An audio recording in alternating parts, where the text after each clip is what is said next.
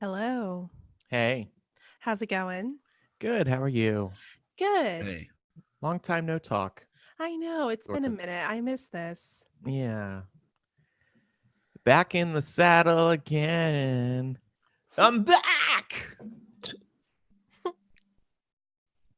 Back in the saddle again. Thank you for reminding me that I needed to turn down my volume.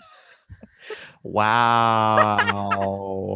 No. Not just more because I was like, oh yeah, if it's too loud, it'll pick up on my mic. Good call. Yeah. I was just kidding anyway. I'm not offended. I mean, Hey. were you?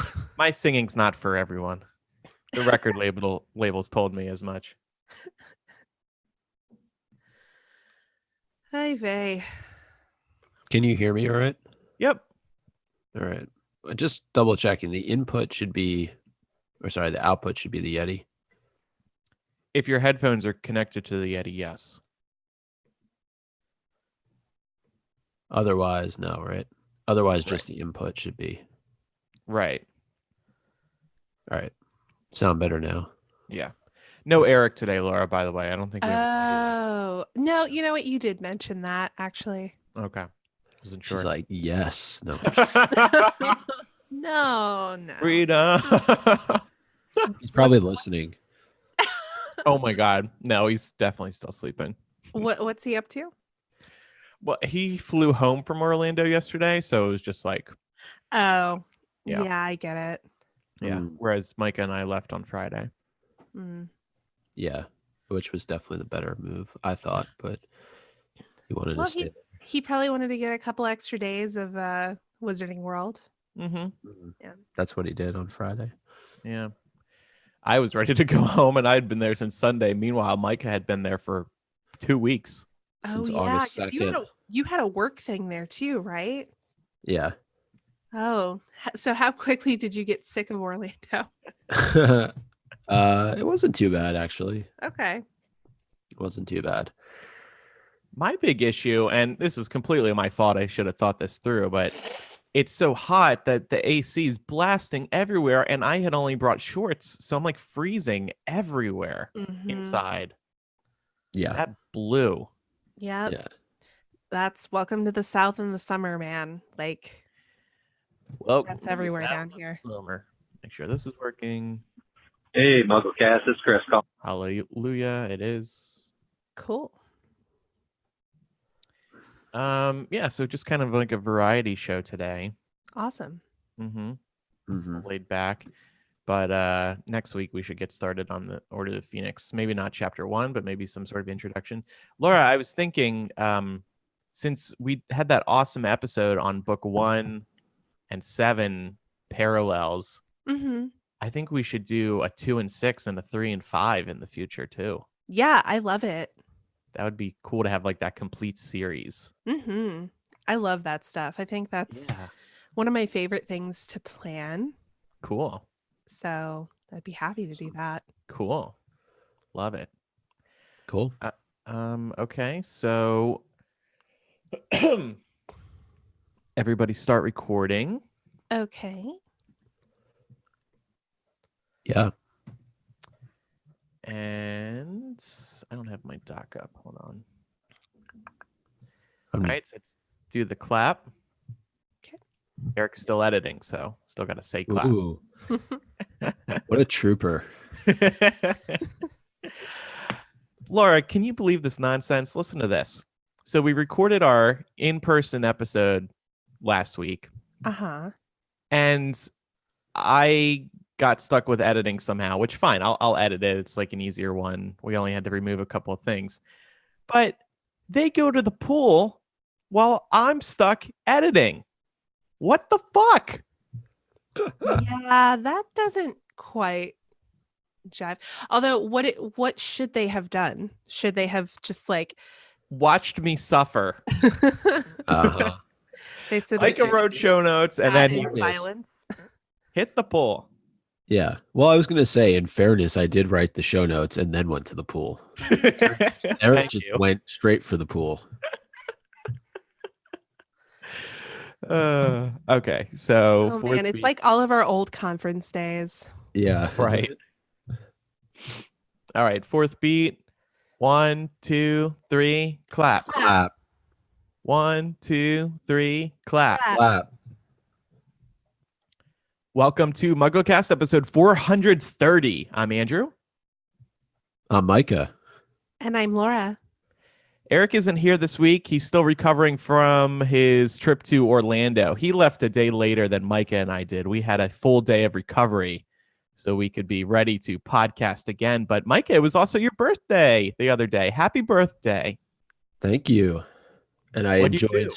celebrating down in Orlando. We had a little MuggleCast meetup, which I think we're going to talk about a little bit later on in the podcast, but you had a cookie cake for me, which turned my tongue blue for at least a day.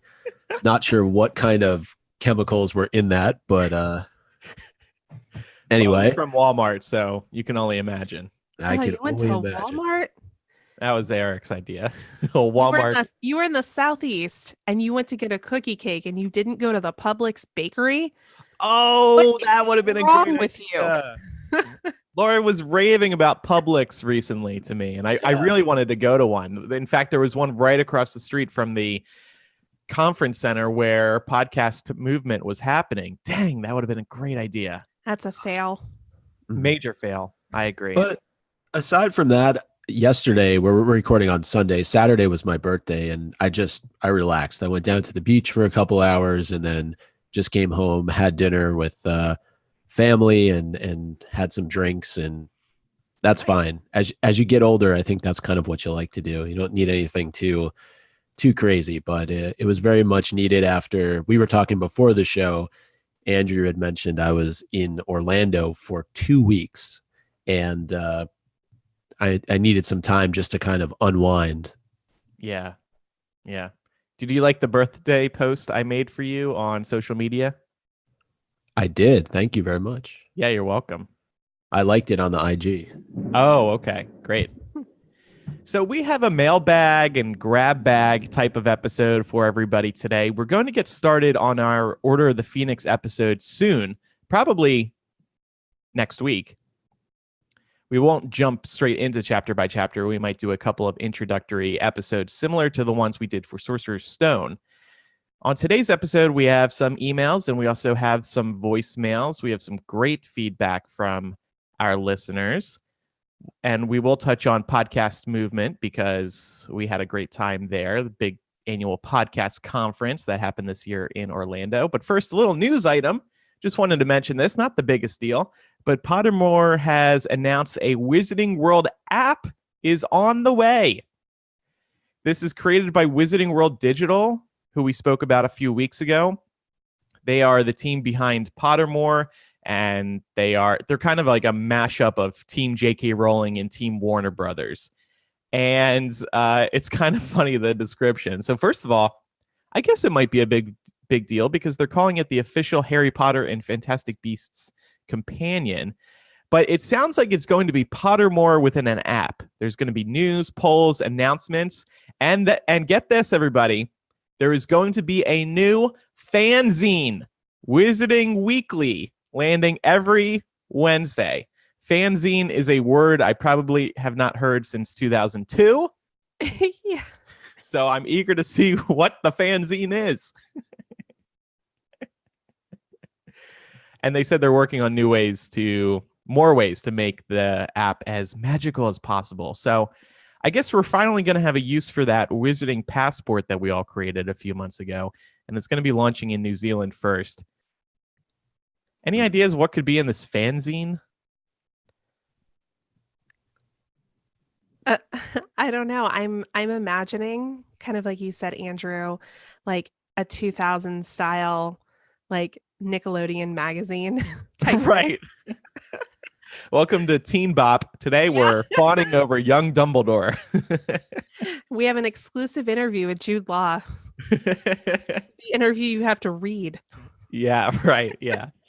So kind of interesting, but I don't know. What was the first thing I said to you, though, Andrew? Do you remember? I can't remember. Another app. Another app. Yeah.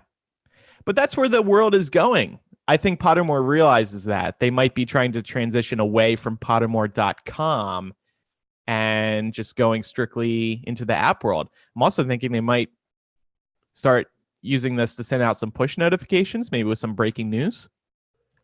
Fantastic Beasts 3 is titled this. Tap to learn more. Stuff like that.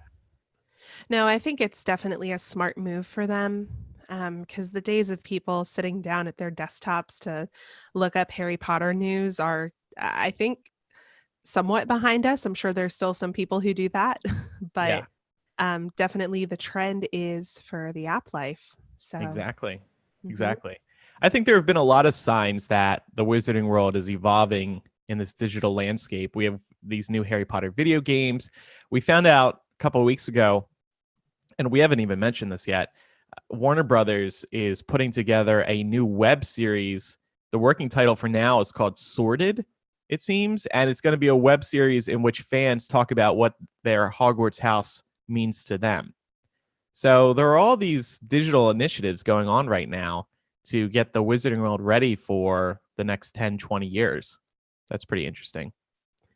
Anyway, we'll see what's in this Wizarding World app with the fanzine when it launches in the weeks ahead. It looks like New Zealand is going to get it first. We did also want to recap our time at Podcast Movement in Orlando. We learned a lot, right, Micah? The reason that we went down there was to see what we can do to grow the show. And we wanted to network with fellow podcasters, and it was a really great time. Absolutely. I thought it was a really cool event to attend, and I went in with really no expectations, but walked out feeling really glad that we spent the time down there, spent that additional couple of days tacked on to the end of my 10-day work trip. But just the things that we learned, all the sessions that we went to, we kind of divided and conquered, and we all took notes. So there's probably at least 15 to 20 Google Docs that we created just with notes on how we can improve the show for the listeners. And that's really what it's all about. So thanks to our patrons that we were able to go down there, and we met with Patreon, we met with a few other groups, and we met some other Potter podcasters who were down there as well, who I had never met before. So it was great just to connect with other folks from the industry, whether they were Potter podcasters or whether they were from, other podcasts that you never even think existed. So it was really cool. Well, I met a podcaster who I definitely knew existed, and his name is Leo Laporte, and we spoke about this on the bonus MuggleCast on Patreon, but I'll share again with our audience. So Leo Laporte is actually the reason that MuggleCast exists, and that's not an exaggeration. When back in 2004, he started a podcast called This Week in Tech, and I had been aware of him because of a TV show that he was on. So I followed him to his podcast, and it was like this underground podcast for the people who were ousted from this television network. And it just felt so cool because podcasts were barely a thing back in 2004. And I was working for MuggleNet at the time, and I was really into this podcast. So I said to my fellow MuggleNet staff members, hey, why don't we create a podcast? And so we kicked around the idea, and we eventually created one. And it was really because of Leo. So I didn't realize Leo was going to be there until we were actually in Orlando, and he wasn't doing any panels or anything. So I had no clue, and he's not on social media. So I had no clue how to encounter him. And then this timing could not have been more perfect. It was the final hour that we were at Podcast Movement, and we were waiting to meet our fellow Harry Potter podcasters. And who walks by us but Leo? And I'm like, and then I honestly don't even know what I said to him. I blacked out. I can't remember what I said to him initially. But he, funnily enough, is obsessed with Wizards Unite, and he gave me his Wizards Unite friend code without me even asking.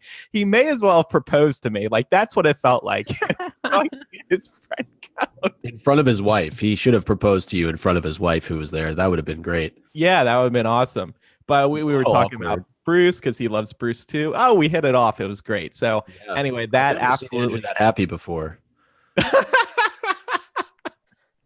It's true, Micah. Yeah, I saw that picture. You were like a deer in the headlights.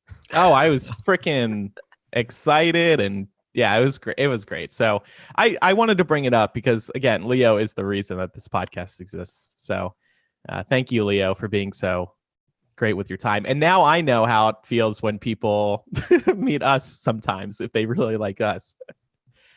Anyway, we also met our listeners that night. We had a MuggleCast meetup at Bar 17 Bistro. It's a rooftop bar at Universal's Aventura Hotel. It was a really great night. Thank you to Michael, Haley, Robin, Charlie, Nicole 1 and Nicole 2, Kim 1 and Kim 2, Erica and her husband who extended their honeymoon to make the meetup. Heather, Madison, Madeline, Christina, Kat, Crystal, Amanda, Jess, and Ryan. That's my brother, Ryan. Yeah, thanks to Ryan. Ryan and Micah hit it off, Laura. They hadn't seen each other in like 15 years. They were talking half the night, just them two. I mean, Well, it I wasn't get just it. us two, but The last time I saw Ryan, he was literally a child. Yeah, now he can drink. He's 23. I know. Whole different world. he's going to Del Taco. This is It's an so inside great. joke from the That's an meetup. inside joke. Yeah. We did have Well, a little- whatever. It doesn't matter. Del Taco's amazing. So There you go. We did have a little birthday party for MuggleCast and Micah. Like we said, Eric got that cookie cake from Walmart, not Publix. And it was just a really great time. So thank you to everybody who came out. Charlie brought his copy of Cursed Child for us to sign. And we said, why Cursed Child? And he said, because I really don't like this book, but if you guys sign it, it'll make it a little bit better. Yeah, I that's thought that really was pretty sweet. funny. That was great. That was great. And Erica and her husband extending their honeymoon. That was really, really cool. Right? And they told the story, like they called the airline. The airline was cool with it. They didn't say that they were staying for MuggleCast, but because it was their honeymoon, the airline waived all the fees, so they didn't get charged. So I think that Oh. was, Oh, nice. that's so sweet. So shout out to JetBlue. If they want to sponsor the show, feel free to do so. That is Just- great. One company we met with at Podcast Movement was Spotify. They're really trying hard to become a big presence in the podcast industry. And they're giving podcasters a dashboard where we can see lots of insights into our audience. Ooh. Yeah, and I was looking through this dashboard, and there's this section where we can see the most popular artists that our subscribers are listening to. And I asked on our Twitter account to our listeners, what artists do you think are most popular with MuggleCast listeners? And we have the top 5 here. I thought I'd reveal them on the show. It's kind of interesting. Do you two want to guess one artist who might be in this list of 5? I feel like Taylor Swift, Okay. probably. Mhm. Micah? I think you showed me the list, but I don't remember it. Oh, crap. You're right. I did. Ed Sheeran's probably in there as well. Yeah. So Ed Sheeran, Taylor Swift, Billie Eilish. I don't know. Oh, how to- yeah. She's cool. Yeah. Ariana Grande and Beyonce. So it's just your typical pop stars special. But it'd be funny if there was like Wizard Rock in there or Is Wizard Rock on Spotify? I think I'm so. sure some of it is. Should be if Well, it's Andrew, not. you had your Wizard Rock single from like 2005 or whatever. I Yeah. bet that's on there. God, you think that's on Spotify? Am I making any money from that? Couple other housekeeping reminders. I'm going to be at the Wizards Unite Fan Festival in Indianapolis next, or 2 weekends from now. It's going to be Labor Day weekend. I'm going to be there on the Saturday. So if you see me, please say hi. I don't have plans to do a formal meetup just yet. I might send out something on social media. So keep an eye on MuggleCast on Twitter, Facebook, and Instagram, just in case. But if you are in town, please say hi if you see me, especially if you're at the Wizards Unite Fan Festival. And Micah, you and Eric are doing something later this year, right? Yeah, we mentioned it on the last episode, but Eric and I will be at LeakyCon Boston, October 11th through the 13th at the Seaport Hotel and World Trade Center. It's the 10-year anniversary of LeakyCon, and it all started back in Boston 10 years ago. So they are doing a special conference just for Boston, and it's going to be a lot of fun. I know Dan Fogler, who plays Jacob, in the Fantastic Beasts series, as well as Chris Rankin, who plays Percy Weasley. They'll both be there. More announcements to come. But if there are any listeners that are interested in attending, all you have to do is go to leakycon.com and enter code MUGGLE at checkout, or just go to leakycon.com/muggle for $10 off your ticket to the conference. Okay, great. Excited to hear what you guys do there. I know Chris Rankin is friendly with MuggleCast, so maybe do something with him. I don't know. Yeah, and Dan Fogler has his own podcast, so we can connect with him over old podcasting stories. Hey, man, were you at Podcast Movement? Yeah. Missed you there. You should have come to the MuggleCast meetup and ate Walmart cookie cake with us. All right, so it's time now for some voicemails. This one, we have a mix here. There is we have a mix of Sorcerer's Stone responses, theme park reactions based on our last episode, and a couple other oddball things, including a crackpot theory. Let's start with this little Easter egg from Sorcerer's Stone. I know when people hear this, they get really excited about it if they haven't heard about it before. So hopefully some people haven't heard this one before. Hey, MuggleCast, it's Chris calling again. Hey, after the end of the chapter of Sorcerer's Stone, decided to listen to it again, and had a quick thought that I thought was funny. You guys might find funny as well. Chapter 12, there was a point where the Weasley twins were throwing snowballs to the back of Quirrell's head. Kind of made me wonder what Voldemort thought of that when he was getting pelted by snowballs. Just thought it was a funny little tidbit. Thanks, you guys are awesome. Bye. That was absolutely some foreshadowing going on by J.K. Rowling. And also just one of those fun little moments that she tends to insert over the course of the series. Mm-hmm. I like to envision Voldemort's face as each snowball made impact.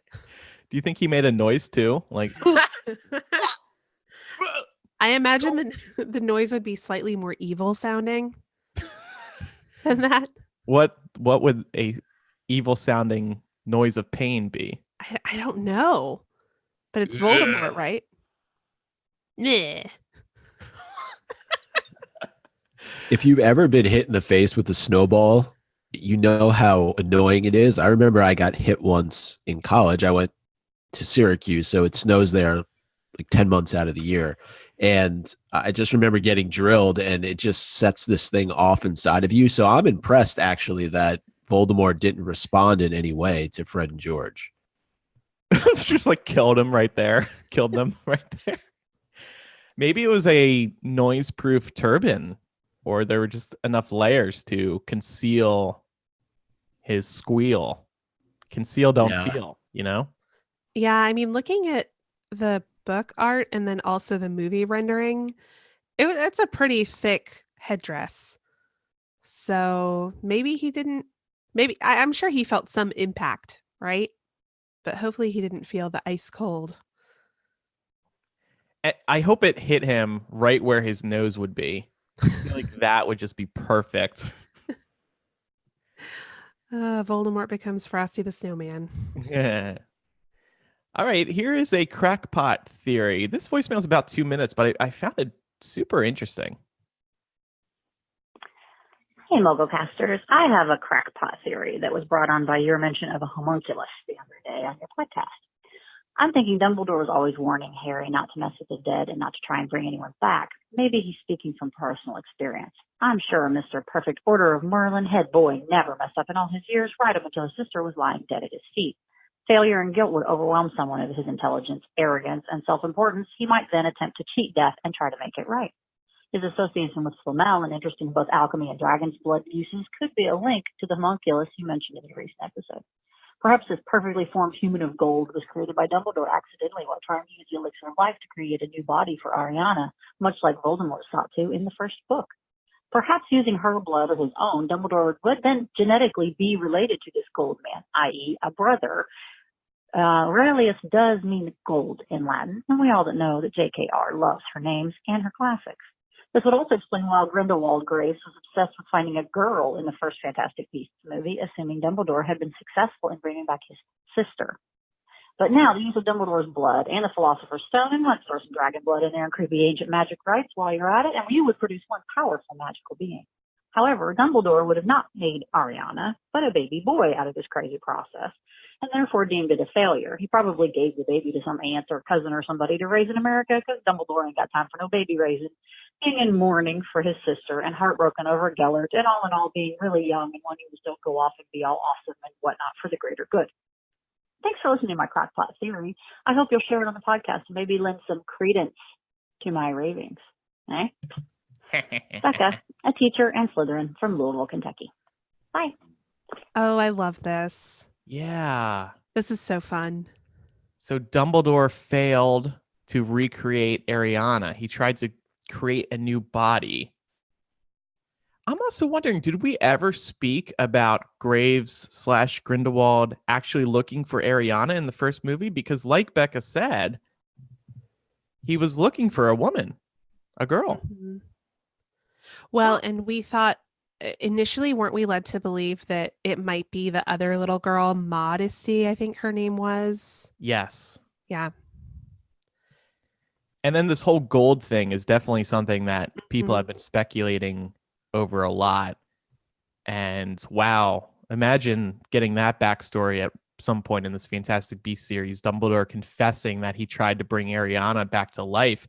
And then, of course, in Crimes of Grindelwald, we get some insight into Dumbledore's state of mind. We see his feelings. We see how torn up he is over Ariana, even though he doesn't explicitly bring her up. Well, Although it's when he's talking with Lita, right, that he brings it up. Yeah. I do wonder, though, if Dumbledore were to do this and then immediately decide to give the baby away because it's a boy and it's not what he wanted, why go through the trouble of naming him? Unless somebody else named him. May as well name him, right? I mean, I guess if you have no intention of interacting with him or making him part of your family, why? I mean, I know Dumbledore's sentimental and stuff, but at the same time, if he's like, cold enough to give away his blood relative as an infant. That's the only hang up for me. It's a little hard to imagine Dumbledore giving away a child that he created. But maybe he's just so upset about Ariana that he couldn't bear to face this failed attempt at creating Ariana. Yeah. So we're saying that in an attempt to recreate Ariana, he creates Credence. Right. That actually would be one of the only things at this point I would believe as possible. And that would, of course, allow for Credence to actually be related to Dumbledore in some way. Right. And then I, as a fan, can buy this whole story that J.K. Rowling is creating. This Aurelius Dumbledore twist at the end was a lot for some people. And I've been subscribing to this theory that he is that he is actually a Dumbledore. But it still kind of sits weird with me that we had never heard of this character before. So this theory I can get behind, and this storyline I can get behind if this is what actually is going on. I'm just trying to play this out. So if Dumbledore had created Credence / Aurelius and given him away, he gave him to whomever it was that, sorry, I'm blanking right now, but that had him on the Titanic. I'm kidding. Not actually the Titanic. I think it was Dumbledore's aunt. Yes. On right. the script book. Okay. So that would make sense if he was giving the baby away to an aunt who was then taking him to America. Mm-hmm. Okay. And then maybe the aunt dies in the sinking. And so he ends up in this crazy ass orphanage. Yeah. Okay. Okay. Well, what about if he sends this child away to keep him away from Grindelwald? Maybe he doesn't trust Grindelwald's Oh, plans. right. Because And that Grindelwald would would totally. also make sense as to why then later, when in the first Fantastic Beasts film, that Graves/Grindelwald is looking for this Obscurus. Yes. All right, we Huh. solved it. We This is solved great. the mystery of. Well, I'm sorry. What was the name of the caller? Becca, I believe. Becca. Us and Becca. MuggleCast and Becca. Yeah. Becca, solved it, really. Becca, call back after we find if this all comes into fruition, and then we'll have you on the We'll show. have you on the show. Yeah. Yeah, exactly. All right, moving on to our next voicemail. Hi, my name is Kelsey. I was listening to your podcast from this week, and you were talking about the Mirror of Erised and how it seems like Dumbledore had basically set it up so that Harry could be able to get the stone instead of just hiding it in there permanently. We've talked a lot about how Dumbledore has basically set Harry up. Do you think that this was Dumbledore's first test for Harry to see, does he really have a pure heart? Because at this point, he hasn't really had that much contact with him in 10 or 11 years. So do you think this was kind of a test for Harry to see how he would handle, if the mirror would know if he wanted to use the stone, or if it was just to get it for safety reasons? Yes, I love this. Yeah. There's a lot going on here. So first of all, I think I made this point when we talked about the end of Sorcerer's Stone a couple episodes ago, but choosing to make the stone only retrievable by somebody who wanted to find it and not use it is a very pointed choice, because when I think about somebody who would only want to find the stone and not actually use it, I can only think of a child, because somebody that young doesn't quite have a fully formed concept of death and the fear that comes along with it. Whereas I can't imagine somebody like who's an adult and does have that understanding would only want to find the stone and not use it. So that's the first thing. Secondly, we talked about all of the comparisons between the last chapter of book 1 and the King's Cross chapter in Deathly Hallows, in which Harry wakes up in the hospital wing in book 1, and then he wakes up at King's Cross, air quotes here, in book 7. And there are so many parallels to the environment that's described and also to the conversation that Harry and Dumbledore have. So we also know, I think, just based on the chronology that we got later in the series, that at this point in the series, Dumbledore definitely knows that Voldemort is doing something. And I think he maybe suspects Horcruxes, but he doesn't quite have it confirmed yet. It's not confirmed until Tom Riddle's diary in book 2. So what I'm thinking is that this caller is exactly right, that this was somewhat of a test for Harry. Yeah. I agree with that.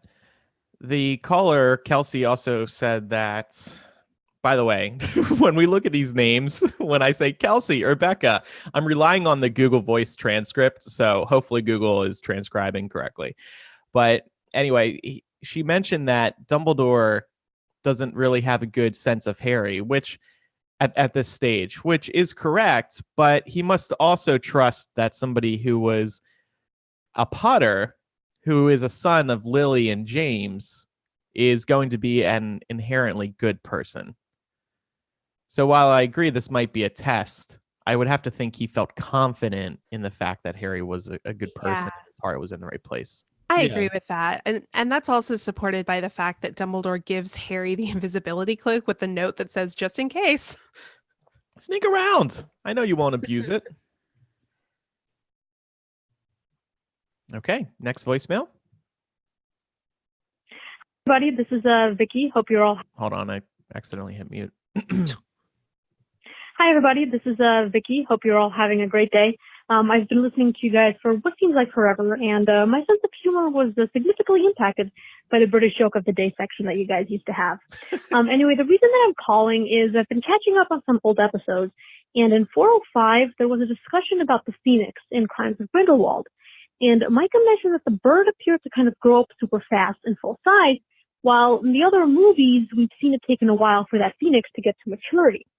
So that kind of made me wonder if maybe it isn't an actual Phoenix, but some kind of illusion that Grindelwald is playing. And yes, I meant to say Grindelwald. I'm not sure, what the point of him doing the illusion might be. Maybe to get back at Dumbledore or something. I don't know, but just figured I'd throw that out there. Thanks for listening. Keep up the great work.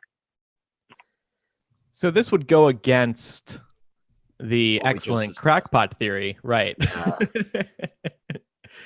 Because it's certainly possible, right? that it's an illusion. Yeah. Yeah, the hardest part to believe is at the end of Crimes of Grindelwald. I think the theory that we just discussed that was sent in works minus this piece about the Phoenix being a potential illusion, right?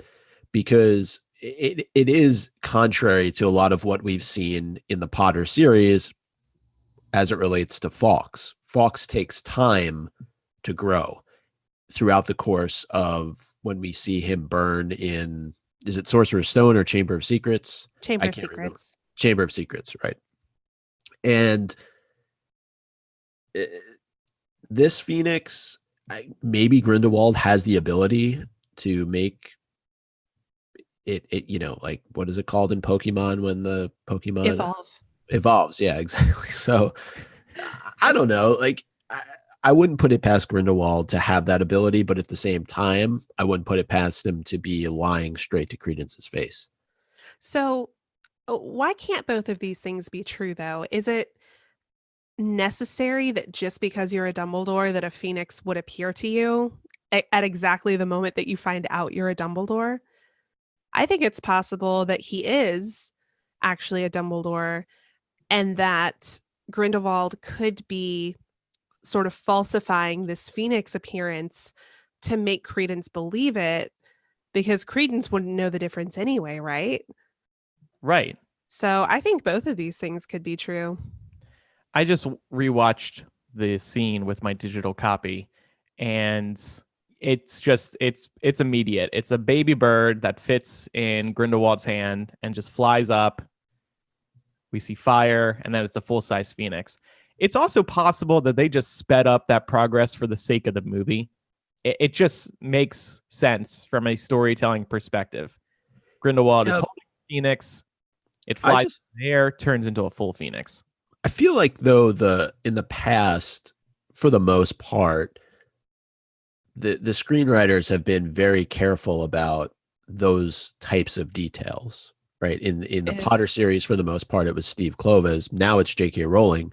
So the only other thing that I can think of as a possibility is that it's the revelation, it's the knowledge that he is a Dumbledore that allows the Phoenix to evolve in that moment. Mm-hmm. Yeah, I think that's a fair point too. Maybe it just rushed its development to get out of Grindelwald's hand. Like, ew, oh God, get away from me. All right, one more voicemail today. Hi, MuggleCast. My name's Phoebe. I'm just calling because I had a thought today while driving. I think it was on episode 426. You were talking about, was it necessary to rename the Philosopher's Stone the Sorcerer's Stone? And I actually had a funny memory from when I was a little kid reading the book for the very first time in the 90s. And I remember I did not know it was a British series until the movie came out, and I was blown away by it. So, no idea if that, proves like, hey, it should have been changed, should have not been changed. But little kid me was blown away when everyone had British accents in the movie theater. Another thing is in episode 427, you were talking about how it was very fast, like the reveal for Snape not being bad. Sorry, I meant to stop that 10 seconds ago. Eric, cut out after before she moves on to the next topic. I think that's pretty interesting. I'm trying to remember if I knew it was a British series from the very beginning. I think I did. But if we also think about ourselves as children, we probably saw very few British movies when we were 9 or 10 years old, unless your parents were purposely showing you those types of films. So I'm just imagining this caller being like, Mom, wow, they have accents. Cool. I think the only reason I knew from the outset that it took place in Britain was because in chapter 1 they mentioned Kent. And I was just curious and I Googled it, I think. You ask Jeeves that. Yeah, Where probably. is Kent, Jeeves? Tell me. I signed on and I heard that computer go, you have mail. Very And then 1990. you got distracted and I will say though, as a child, I mentioned I got these books as an 11-year-old. I was unsure how to pronounce some of the names. Like Seamus, for example, to 11-year-old me read as Seamus. And I remember I was reading the book out loud one day to my brother, and my mom heard me and she heard me say Seamus, and my mom was like, no, Laura, it's Seamus. And I was like, what? There's no H in here. The big one for me was Hermione calling her Hermione. That was everyone. Oh my God. There was a big debate amongst like me and my friends and like other adults in our lives. Like some people told us it was Hermione. Some people told us it was Hermone. Hermone. Yeah. It honestly wasn't until I don't think it was until the movies came out that I learned the right way to say her name. Yeah, I think I was the same way. Wow. No, I probably would have done the same thing. But I had the luxury of the movies first, at least the first 3 movies, and then I started reading the books. Yeah. So it's funny, the publishers were sweating philosophers. The big issue was Hermione. Right. Anyway, thank you for sharing that. Thanks everybody who left a voicemail. We have been listening to them all. We can't play them all, unfortunately, but we really appreciate the time that everybody takes to call in. It's wonderful hearing your voices because we're always just hearing our own voices, and we rarely get to hear back from you unless we do one of these meetups or we listen to the voicemail. So thank you for calling in. We really appreciate it. If you want to call in with a voicemail, our number is 1-920-3-MUGGLE, 1-920-368-4453. It is a U.S. number, but if you put 1 in front of that 920, you can call us internationally. Time now for some emails. Micah, do you want to read the first one? Sure. First email comes from Jennifer, who is a frequent participant in our Quizzage game, from what I remember. I hear her name a lot. She says, sorry to seem pedantic. I'm a Ravenclaw after all. But in your latest episode, 427, well, this is going back a couple episodes, you were asking why the people at Harry's school didn't notice when he disappeared. School years are a bit different here in the UK, and when Harry went to Hogwarts would be when you would start secondary school. So he would have been going to a new school anyway, and it wouldn't have been very noticeable. If I remember right, Dudley was going to a fancy private boarding secondary school, and Harry was going, or was supposed to be going, to the local comprehensive before getting accepted at Hogwarts. Believe it was Smeltings, right? That's what Vernon says. Yeah, I think very that's where attractive Dudley was going. I think Harry was going to St. Brutus's, right? Oh, yeah, you're right. Other way around. See, this is why Laura needs to be here all the time. Well, she is now. That's what I'm saying. I love your discussion, though. I never thought about how they kept up with Muggle friends. It must be so difficult. Keeping fantastic, Jennifer. Yeah. So the big thing for me wasn't necessarily, the the wizarding friends. It's the non-wizarding friends, the people that they may have met growing up when they were going to school. Harry must have had people that he was at least conversational with in his younger years, and all of a sudden he disappears. And yeah, how do you even explain that moving forward? You can't. Like, oh yeah, I go to a wizarding school. I don't know. Do you really think Harry had conversations with other kids? When would that have happened? Because the Dursleys kept him in the house all the time, it seems like. And I feel like I remember in book 1 there being mentions of Harry being bullied quite a bit at school. Like it might have been Dudley or some other bully who was chasing him, but it talked about how he all of a sudden like made a great leap and ended up like on the roof of Yeah, something so that he was away from whoever was pursuing him. So I get the impression that Harry was kind of a a loner. weird kid who got bullied a lot, and so people probably didn't notice Hmm. when he disappeared.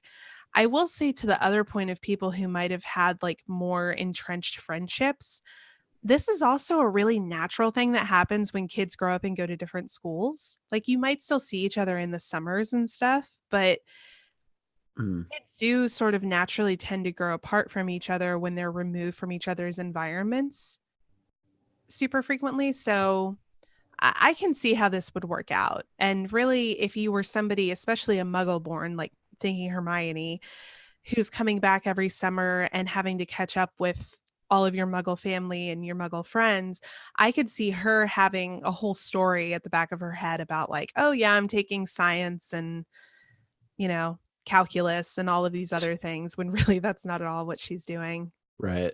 But think about all the other kids. I mean, she's smart enough, obviously, to come up with some story, but there's hundreds, if not thousands, of other kids that they're going to school with that would fall into that category, and they have to explain it away. Like, oh, why don't you share some pictures from your classes, or like, what does your school look like? Well, Mhm. can't show you that photo of a castle, can I? Like, I don't know. No electronics allowed. Well, it's interesting though, because aren't a lot of private schools over there actually in castle-like environments? Yeah. I feel like a lot of fancy boarding schools are like that. Mhm. So it probably wouldn't be out of the realm to be able to just show some like non-moving pictures. What's Right. that giant 3-headed dog behind you? Yeah, I was just gonna Oh, say. that's nothing. Don't look at that. Yeah, they It's a cool definitely have to be mascot. very selective about what information they revealed. But at the same time, I think that going to boarding school like this is so common that Mm, people probably wouldn't feel compelled to dig super deep, right? Mm-hmm. If you just give a generic answer like, "Oh yeah, it was great. You know, here's a picture of like my common room," or something like that. And I think the way that everything was written sounds like, in terms of the environment minus the magic, sounds pretty typical of a boarding school. right. So I think they could do it.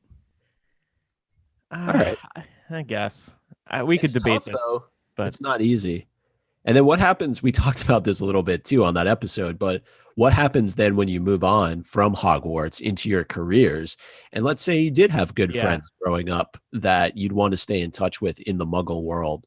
How do you do that? How do you explain what it is that you do? you just say I can't talk about it. I have a Yeah. cousin who Oh has yeah, a you job mentioned in this. the government. They can't talk about it, and none of us knows what they do. Maybe they're a wizard. Oh, maybe they went to Ilvermorny. Why did I get my invite? Oh. Yeah, but Because you're a squib, Andrew. I think, oh damn it, I don't want Laura on the show anymore. I think wizards would probably just say, I can't talk about it. Sorry. Just like some people do in the real world when they work for the Mhm. government or other very secretive jobs, if there are any. This is a perfect question for J.K. Rowling once she finds her way back to Twitter. Yeah. We haven't really mentioned that, but she's been off Twitter for like 4 months now. It really is over. It's kind of sad. Well, And- people were being people were kind of piling on, right? Like, Yes. I don't blame her for freeing No. herself from God no. the cesspool that is Twitter, but I don't know. I kind of miss it still. Maybe she should just get back to writing for the website. Like, can she do that? That'd be cool. Don't have a comment section. Don't look at Twitter. Just write stuff there. And you won't have to see any nonsense. I don't know. Anyway, next email. This is from Brandon. Last week's episode, and again, this is a little old, 427, connecting Sorcerer's Stone to Deathly Hallows, touched on some details of love magic that I think are a bit confusing, and I was wondering if you guys can clarify. I was under the impression that Lily's protection over Harry only acts against Voldemort himself. I thought that Quirrell couldn't touch Harry because Voldemort was on the back of Quirrell's head. If the protection extends to be against other people, such as Death Eaters, how is it decided who is included? On the other hand, if the protection is only against Voldemort, why couldn't a Death Eater have just looked up the Dursleys' address in the Yellow Pages and kidnapped Harry? Love the show. Started listening in the beginning. Phased out after Book 7 came out, and I've been really enjoying being back with the Fantastic Beasts excitement. Also, chapter by chapter has been great. Thank you, Brandon, in Eugene, Oregon. I think this is probably a twofold thing, right? I think one, it's Lily's protection, and you are right. It protects against Voldemort specifically, which was why Quirrell wasn't able to touch Harry without pain. But I think it's also the fact that Voldemort chose Harry. So in him choosing Harry, he kind of sealed the deal that Voldemort has to be the one to kill Harry, right? Neither can live while the other survives, that whole bit. And then I think adding to that, Voldemort's made it very clear to his followers that he wants to be the one to kill Harry. And once Voldemort is quote unquote gone, we remember all these Death Eaters sort of went underground. Many of them renounced their status as Death Eaters because it was the only other way for them to function in this new Voldemort-free society. Of course, when he comes back, they all rejoin the fold. But in this interim period, I don't think they could have done anything to raise suspicion. Otherwise, they would have gone to Azkaban or whatever. Yeah. And remember, the Dursleys' home had very strong protections on it. So the Death Eaters couldn't just go and kidnap Harry, even though he was outside from time to time. But still, to Laura's point, Voldemort was gone. So, and most of the time Harry was at Hogwarts by the time Voldemort was coming back into existence. Mm-hmm. Right. That was the point that I was going to add, is that I thought that once Voldemort fell, there was a lot of fear on the part of those who were Death Eaters to really even try anything, and much less to be public about the fact that they were a Death Eater. So and Harry presumably had killed the most powerful dark wizard of all time. Does a random Death Eater like Lucius Malfoy stand any chance if they were to try? They didn't know what happened. Nobody knew what happened other than the fact that Voldemort had been destroyed and Harry had survived the killing curse. So why would they be any more successful in their attempts? Mm-hmm. Yeah, exactly. I can see that fear of them thinking like, well, he did this as an infant. What could he do as a 5-year-old or as a 10-year-old? I don't really want to mess with this. The other consideration as well is that killing Harry Potter would have been a highly publicized crime. And these are all people who are trying to go back to living their normal lives without allowing their previous Death Eater status to impact them, right? Like Lucius Malfoy works at the Ministry of Magic. Mm-hmm. Yeah. And I'm pretty sure that things wouldn't have gone well for him if he had shown up at the Dursleys and tried to kill Harry. Mm-hmm. And let's not forget too, Lily's protection of Harry, her sacrifice was kind of extended in a way by Petunia's acceptance of Harry at Privet Drive. So that's also at play here too. Yeah, I think that who is this? It's Brandon. Yeah. I think Brandon is asking more about like, does Lily's protection just protect Harry from Voldemort, or does it protect him from Voldemort and like all of his ancillary like lackeys? And my understanding was always that it was strictly Voldemort. Right. But because that where would the threats have been in the rest of the series if Harry was just protected from everybody? Right, exactly. So I think it's probably this combination of like, yes, he has this protection from Voldemort, but at the same time, there's a little bit of societal protection going on because before Voldemort comes back, the Death Eaters can't really be doing any of his bidding. Mm-hmm. Not so publicly as to go after Harry. Right. Next email is from Laura. Ooh, Laura, you're writing into the show now, huh? yeah, I missed you guys. This is about James's protection. Just in relation to something you were talking about with Philosopher's Stone, that's always kind of bugged me. Lily died for Harry and gave him protection, and then Harry died for everyone at the battle, and they were protected. Why did this not happen when James died for Lily and Harry? Am I just being stupid, or is there a super simple explanation? Isn't it that Lily stepped in front of Harry? Yeah, Lily didn't have to die. That was the thing. Voldemort was totally on board with letting her live. That was the bargain he had struck with Snape, was that he wouldn't kill the woman. Mm-hmm. So, and Voldemort tells Harry this time and time again, your mother needn't have died. So she actively chose to sacrifice herself when she didn't have to. And Right. another thing that gets brought up again and again in the books is that it was a mother's love.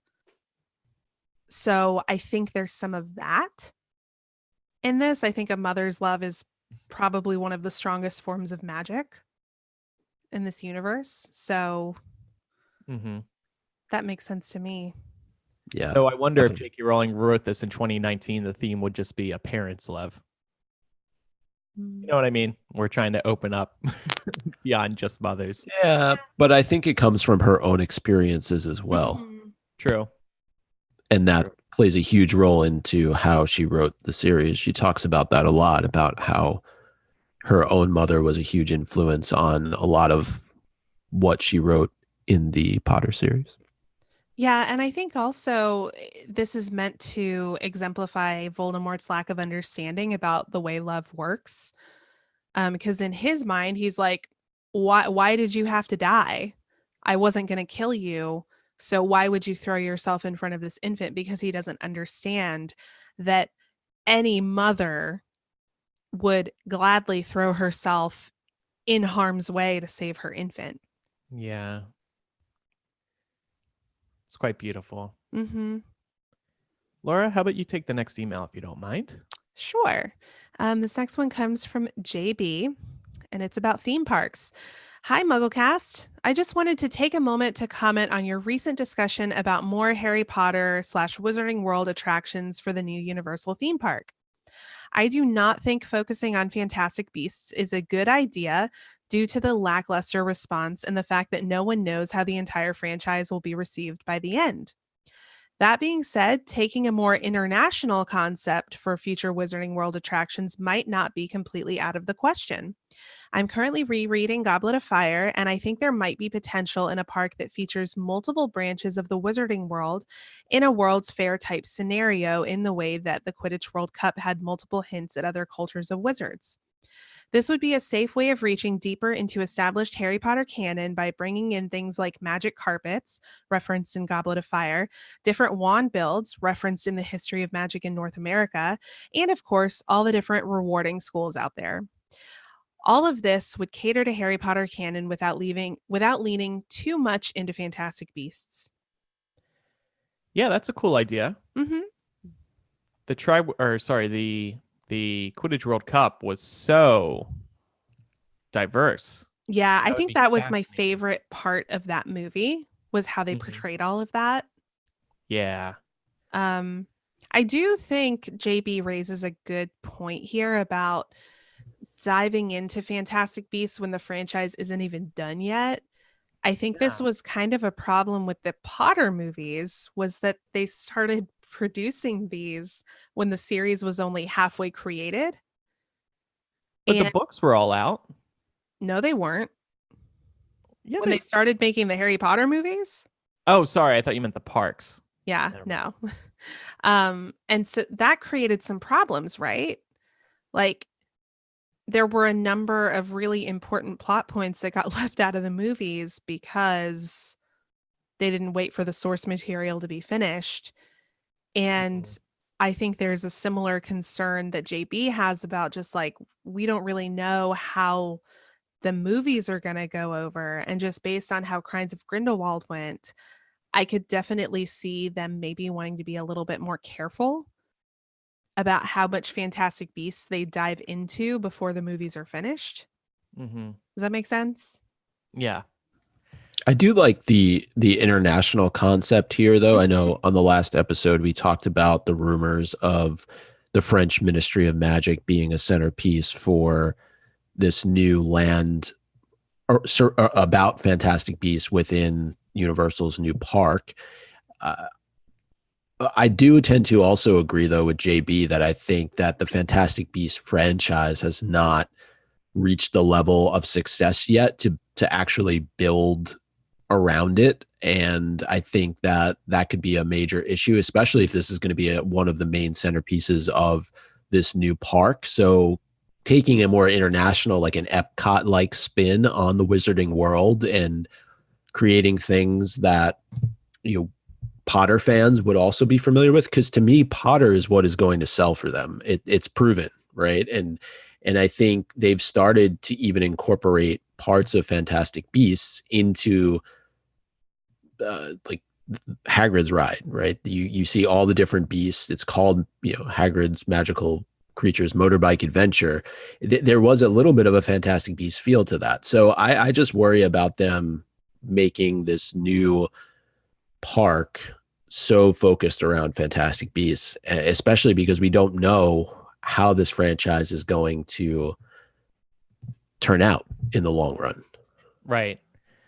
So we spoke last week about how the rumor is that this new park that Universal is building might be French Ministry of Magic themed. I was thinking about that a little more after we recorded, and I'm thinking about in Crimes of Grindelwald, when we go into the French Ministry's atrium, there's that beautiful ceiling with all the beasts. That could actually be pretty cool in a theme park, but still focusing on one particular movie, in this case, Crimes of Grindelwald, when we know movie 3, 4, 5 is going to move the plot to, now maybe this has changed in light of, maybe this rumor is actually hinting that we're not going to Rio in going to Brazil in the third movie, but the J.K. Rowling has already said that the next movie will take place, at least in part, in Brazil. So just the fact that this land is going to be based around Crimes of Grindelwald is strange, especially following the reception. Who knows? Maybe they're going to completely change up the plans. This was just concept art. They did not even say they were building a Harry Potter land in the park. So they might be developing a whole new plan right now. But incorporating a couple of other emails that we received about theme parks, Natalie said, I think Quidditch has the potential to support a ride. Maybe a huge wooden arena with a wooden coaster or broom riding seat like the motorbike that rides under the stands and soars all over the Quidditch pitch, like you're chasing the snitch. She also said the Ministry of Magic would tie in perfectly with Diagon Alley on the outside. And Robbie said, my coolest thought would be to expand London to include the Ministry of Magic. I agreed. Ministry of Magic is I think that would be the next obvious choice. If there's one really good choice for a third Harry Potter series land, it would be Ministry of Magic. You think about that atrium and how it goes up a million floors. I don't know what the ride would be, though. What about, well, going down a toilet? That'd be fun. No, you could ride in the different elevator cars and experience different moments that Harry does in the Ministry, maybe. Yeah, actually, that would be a really cool ride, because as we've seen, those elevator cars go up, down, backwards, forwards. Like, they can make something pretty cool with that. Yeah, that'd be cool. You run into Arthur Weasley. Mm-hmm. I think it was in another email that I read, but what about trying to get the locket from Umbridge, and you have to battle her and all the Dementors that are in that trial room? You could go in the Department of Mysteries. There's a lot of things that they could do with it. Mm-hmm. All right. And Micah, did you put in this email? Yes. All right. So wrapping up with another interesting theory, Tom emailed in saying that he's a relatively new listener. So I don't know if you guys have covered this subject, but I've read a theory and I don't live in a family where anyone else likes Harry Potter, and I'd like to have a second opinion on it. Well, That's what Tom, we're you've here come for. to the right place. Yeah. The theory is that a thestral is the key to making the Deathly Hallows because it already stated that the core of the Elder Wand is thestral hair. And in terms of the cloak, if you think about it, maybe with the right spell, thestral hair, which is invisible to those who haven't seen death, might be able to become invisible to everyone. This also works with what Dumbledore says. Quote, I think it more likely that the Peverell brothers were simply gifted, dangerous wizards who succeeded in creating those powerful objects. As for the stone, it is more unclear. Maybe it's like a bezoar, which is a stone taken from a goat's stomach, but instead it's a stone taken from a thestral stomach. And also the stone from the goat's stomach has magical properties, so why can't a stone from a thestral stomach have magical properties? Other versions of this theory state that the stone was simply a stone covered in thestral blood, or has another connection to thestrals, as it was never said that you can even get stones out of a thestral. And finally, maybe the story about death giving the brothers the Hallows originated from the fact that thestrals are associated with death. Personally, I think it fits, but I would like to hear your opinions. Ooh. I like this. This is cool. I do too. This is a very cool theory. And I think we have learned from Fantastic Beasts and Where to Find Them that usually invisibility cloaks are made from leather folds, right? Right. Mm-hmm. But it doesn't mean, I think to me, this theory fits perfectly given that there's a big invisibility factor to thestrals. Right. Mm-hmm. Yeah. I don't know. I think Tom lays it out almost perfectly. So I don't have much to say. I just think it's a really great theory. Yeah. I Yeah. also just think, like, when you look at the way that folklore is written, oftentimes they'll use stand-ins for real life things that were involved in the creation. So I'm trying to think of a good example, but I'm referring to the idea that death is sort of the stand-in for a thestral in the way this story is written.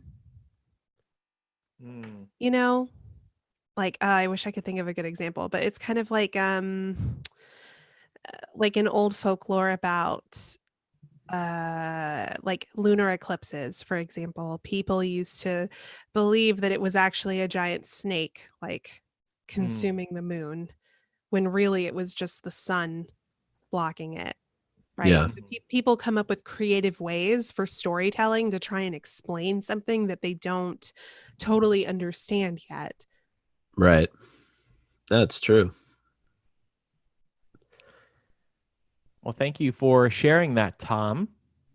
So we'll pause Quizzage this week because Eric is not here, and we are lost without him when it comes to Quizzage. So stay tuned for that next week. Also, next week, we will probably get started on our Order of the Phoenix discussions. We will, I don't know, we have a couple of different ideas. I want to reflect on the release because that was a critical one in terms of midnight release parties and where the fandom was at that time. What, Laura? Oh, I was just saying that release night was definitely critical. Yeah. So we'll get started on that chapter by chapter soon. And by the way, a lot of people at our meetup mentioned that they were excited for us to get started. So that felt good. We made a good decision there. Yay! You were very missed, Laura, by the way. Oh, I was so sad I couldn't be there. But I said, I had a Harry Potter bachelorette party going on Right. over the course of that. So You were still immersed in the wizarding world. How was that, by the way? it was so good. Oh my God. Yeah? So okay. So I'm going to preface this by saying clearly this Airbnb was probably designed with children in mind. Uh-oh. but we still loved it. It was great. Got there, the door is all decorated with the platform 9 3/4 imagery, and it's also even got part of a cart, part of a trolley sticking out of the door. Oh, nice. And you go in and they have the walls all decked out in Hogwarts posters. They've done these floor to ceiling posters to recreate like the Hogwarts halls and stuff. And there's one room you go in and there's a bunch of letters that are sort of suspended from wire to give the illusion that they're flying around, like in the first book. You go in the bathroom and there's like a Ministry of Magic sign on the toilet lid pointing down into the toilet. There's like a frame picture of Moaning Myrtle in there. You go into one room and the walls are just totally papered with like wanted posters and like Ministry of Magic announcement posters and things like that. It was very cool. One of our friends also made homemade chocolate frogs and brought them, and like chocolate golden snitches and stuff. So we had a good time. It was That's good very stuff. cool. Yeah, it was fun. We've heard of these a couple of times now, people creating these Harry Potter themed Airbnbs, and I assume there are other ones for other fandoms like Game of Thrones. It's a genius idea. That's Yeah. a very smart way to make your rental more valuable. I wonder if it rents as frequently as a place that isn't decked out in fandom stuff. You know? I don't know. It was just funny because we were having a bachelorette party there, right? So we were up quite late and consuming a number of beverages. But then we're like looking at the guest book where you can like leave messages and stuff, and all of the messages are like, "Thanks for making my daughter's 10th birthday so magical." And then here we are drunk in the Harry Potter Airbnb. Thanks for helping us turn up. That's awesome. Oh, it was Yeah. fun though. I highly recommend it. Okay. Highly recommend what exactly? Going to a Harry Potter Going Airbnb? to a Harry Potter Airbnb, yeah. Got it. Okay. Yeah. Very cool. Especially the one in Atlanta. It was cool. Yeah. Did you sign it personally? Maybe some of our listeners can attend and look for your name. I did not. I thought about doing it, but honestly, I was too drunk. So You could have left a MuggleCast sticker as well in the. I don't think I have any. Oh, I have millennial stickers. Laura, we were at Podcast Movement to learn how to promote the show. That would have been a perfect place to promote the show. It would have been just like paper the wall in MuggleCast stickers. I don't think they would have appreciated that. New idea, Micah. Let's call up all these Harry Potter themed Airbnbs and we'll pay them $100 to put like MuggleCast business cards. Ooh, that's a in the good bedroom. idea. And Yeah. then Not a bad idea. we could promote their Airbnbs on the show in exchange. Oh, perfect. Love it. Brainstorming. Thank you, Podcast Movement, for inspiring us to grow. And that Airbnb. Do you have any alcoholic Harry Potter themed drinks like butterbeers or? Nah, we didn't go that far. Okay. I would. That's what my Airbnb is going to have. All kinds of Harry Potter themed alcoholic drinks. Well, what was cool though was this Airbnb had recipe books. So it had all kinds of recommendations for things that you could make while you were there. And like they had all the movies, they had all the books. So we just kind of had the movies on a constant rotation in the background. Nice. Which was fun. Rewatching Chamber of Secrets, I was like, whoa, these kids were so young. Oh my God. Yeah. Harry Potter drinking games, got to have that information at these You gotta Airbnb. play Harry Potter Flip Cup. Oh, yeah. Just have a crap load of Harry Potter board games and video games. Oh, man. I really want to start my own Harry Potter Airbnb now. You should. Oh my God. When you move out of your current place, just keep it, but turn it into a Harry Potter Airbnb. Oh, there you go. What would my downstairs neighbors think of that? The cool ones would probably be on board. They just hear people screaming Hedwig's theme every Right. time somebody's renting They just it. hear people running around upstairs going, Expelliarmus! There's a little sign over in my recording area. This is where Andrew Sims recorded MuggleCast during his time in this condo. All right, anyway, let's wrap this up. Thank you, everybody, for listening. Visit MuggleCast.com for all the information you need about this show, including our contact page where you can write to us. We also have the voicemail phone number there. We also have a complete archive of episodes on MuggleCast.com, unlike our RSS feed. But I am excited to say we are attempting to get all of the old episodes onto our RSS feed. If you try to listen to the old stuff through your podcasting app right now, you only can get as far back as episode 212, I believe. And that's because we used to delete episodes in the RSS feed because we didn't want that file getting too big. It was a whole different time in the early 2000s. So now we don't need to do that.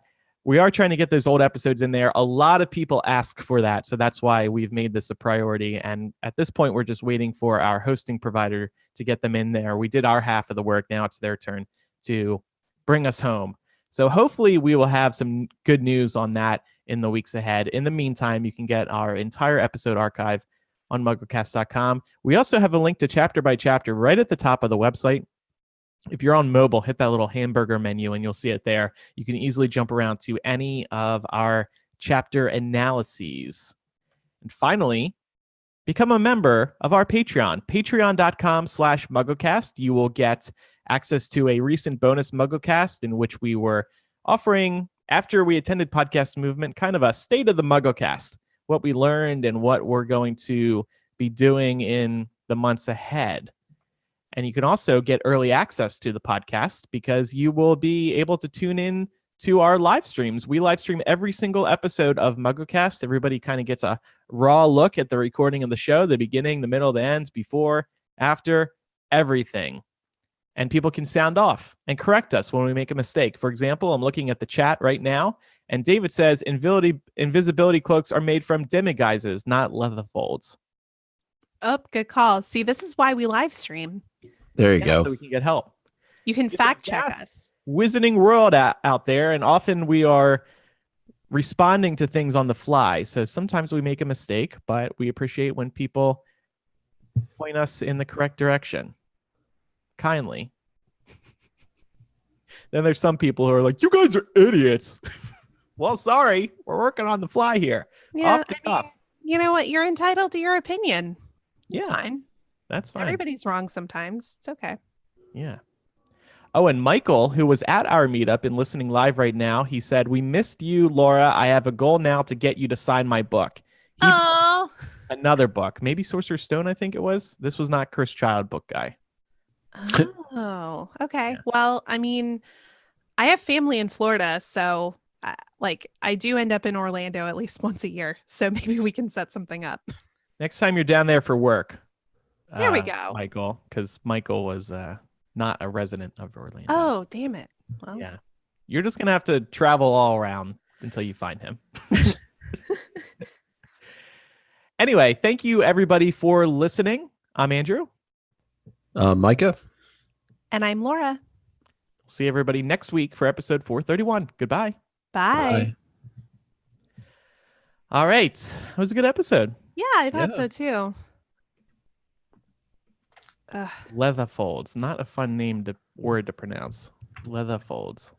Is it levy folds or leva folds? Well, it's Leth.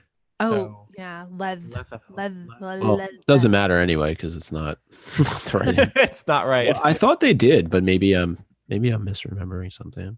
It's definitely demiguise, just from looking at it. Yeah, the demiguises are those invisible dudes, right? Mm-hmm. Love those. Love those. Yeah, they're Santa cute. looking creatures. Oh, I wanted to give y'all a heads up Mm-hmm. that next weekend I would need to record on Sunday. Okay. I have a That's hair fine. appointment Saturday and it'll take most of the day. So Okay. Yeah, I was actually gonna ask for Saturday, but we can make Sunday work. oh, I'm sorry. It's all right. I'm driving home to New Jersey for the birth of nephew So number here's 2. the other thing. We could do Saturday, but it would have to be hella early. Yeah, that's I'm all okay right. with it. I'll do it. It's all right. I still don't really know what. Well, it's fine. It's Okay. totally fine. But thank you for that heads up. And I Mhm. do want to also request 2 weeks from now we record on Sunday because Wizards Unite Indianapolis is Saturday. So I'll just record from the hotel Sunday morning if that's okay. Yeah. Yeah, Works. so that's the weekend of Labor Day. Labor Day. Labor Day. Yeah, that should be fine. I've got Dragon Con that weekend, but I don't think we'll be wanting to go super early that day. So Okay. Yeah, and I would Be probably fine. want to record on the earlier side. So yeah, that should work. cool. All right, well, y'all. Thank you all. Thank you, Yeah. patrons, for tuning in. And have a good rest of your weekends. Bye. Bye. Later.